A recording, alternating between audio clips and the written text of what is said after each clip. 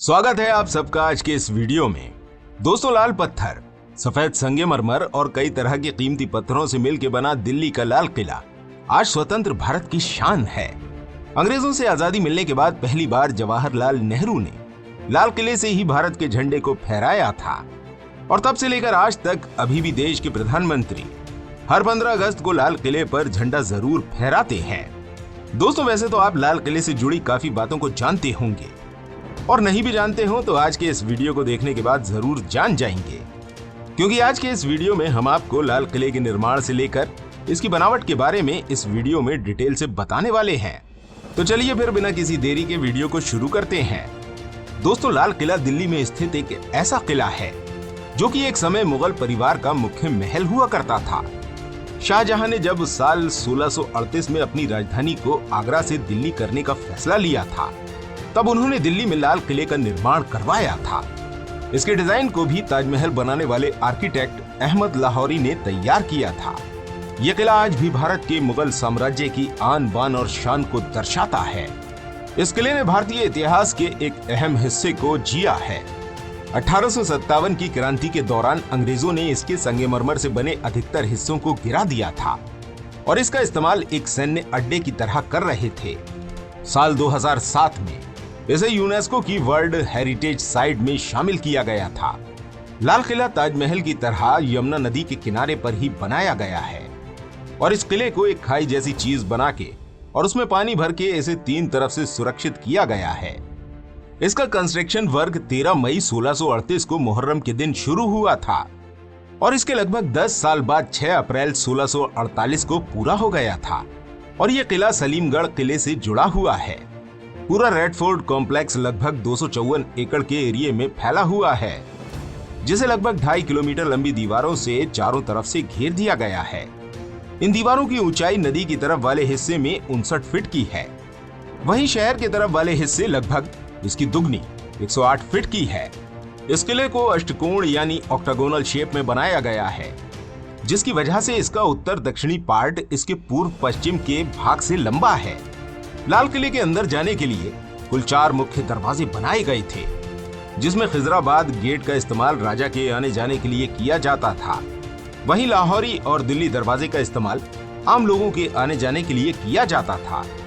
इसमें लाहौरी गेट के अंदर जाने पर आपको छत्ता बाजार देखने को मिलेगा, जो कि आज के समय में एक बड़ा टूरिस्ट अट्रैक्शन बन चुका है।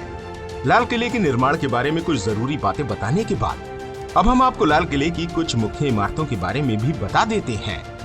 लाहौरी गेट लाल किले के अंदर जाने का मेन गेट है। लाहौर की दिशा में होने के कारण इस गेट का नाम लाहौरी गेट रखा गया था। शाहजहां के बाद औरंगजेब के राजा बन जाने पर उसने इस गेट के ऊपर प्राचीर का निर्माण करवाया था, जो कि इस गेट की खूबसूरती में 4 चांद लगा देती है। इस प्राचीर का निर्माण करवाने को शाहजहां ने खूबसूरत महिला को घूंघट से ढक देने के बराबर बताया था। 1947 के बाद से हर इंडिपेंडेंस डे के दिन भारत के प्रधानमंत्री इसी प्राचीर पर झंडा फहराने के बाद यहीं से पूरे देश को संबोधित करते हैं। लाहौरी दरवाजे के अलावा किले के दक्षिणी छोर पे स्थित दिल्ली दरवाजे का भी इस्तेमाल पब्लिक के अंदर बाहर जाने के लिए किया जाता है और ये भी देखने में बिल्कुल लाहौरी गेट की तरह ही लगता है। इस दरवाजे के दोनों तरफ पत्थर के बने 2 हाथियों को रखा गया है।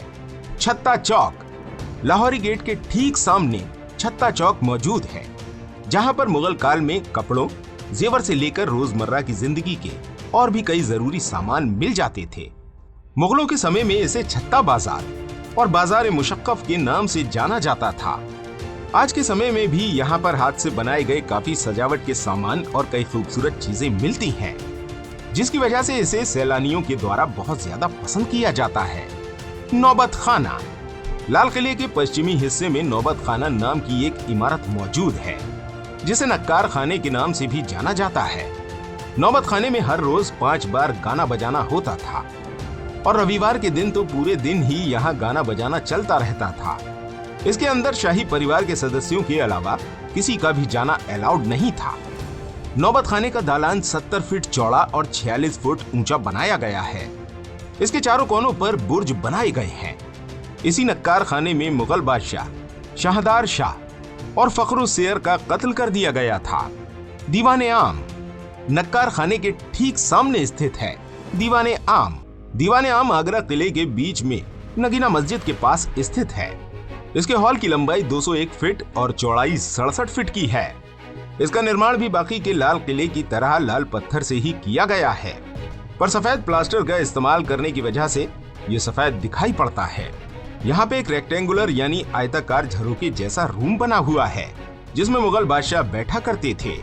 दीवाने खास की पूरी इमारत संगमरमर से बनाई गई है। इसकी जमीन की लंबाई 90 फुट और चौड़ाई 67 फुट की है। इस इमारत में राज्य के बड़े अधिकारियों के साथ बादशाह बैठक करते थे और फिर इसके बीच साम्राज्य से जुड़े कई जरूरी मसलों पर बातचीत होती थी। दीवाने खास में जाने की इजाजत केवल बादशाह और उनके उच्च अधिकारियों को ही होती थी। इनके अलावा वहां किसी और व्यक्ति को जाने की इजाजत नहीं थी। इस इमारत की छत को पूरी तरह चांदी से बनाया गया था और इसको बनाने में इस्तेमाल किए गए संगमरमर में कई कीमती पत्थर जड़े गए थे।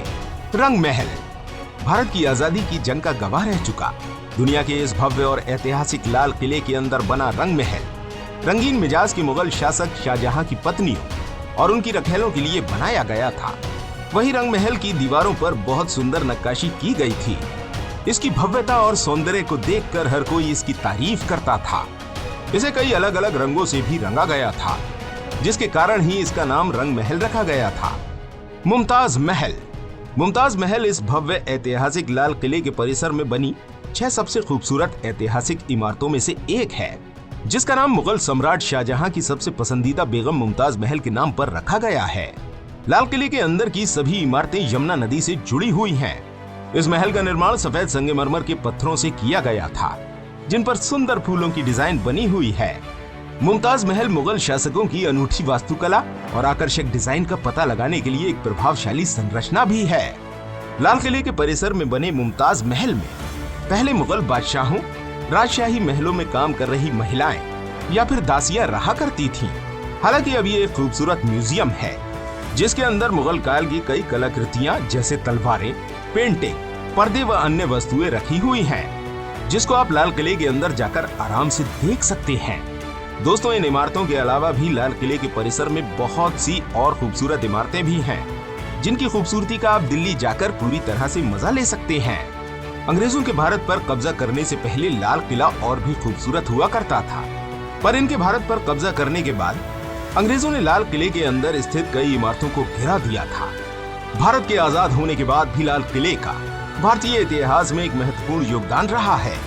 ये भारत की आजादी की उस नई सुबह का साक्षी है, जिस सुबह भारतीयों ने पहली बार आजादी से सांस ली थी। आजाद भारत की घोषणा भारत के प्रथम प्रधानमंत्री जवाहरलाल नेहरू ने लाल किले की प्राचीर से ही की थी और यहीं पे पहली बार आजाद भारत के झंडे को भी लहराया गया था। और आज आजादी के 75 वर्षों बाद भी लाल किले पर तिरंगा लहराने की इस परंपरा को निभाया जा रहा है। वैसे दोस्तों, आपको क्या लगता है, मुगलों के द्वारा भारत में बनाई गई सभी इमारतों और किलों में कौन सा किला या इमारत सबसे खूबसूरत है? अपने व्यूज हमें कमेंट सेक्शन में जरूर बताइएगा। वीडियो अच्छी लगी हो तो लाइक करें और शेयर करें और ऐसे ही और अमेजिंग वीडियोस के लिए हमारे चैनल को सब्सक्राइब करें।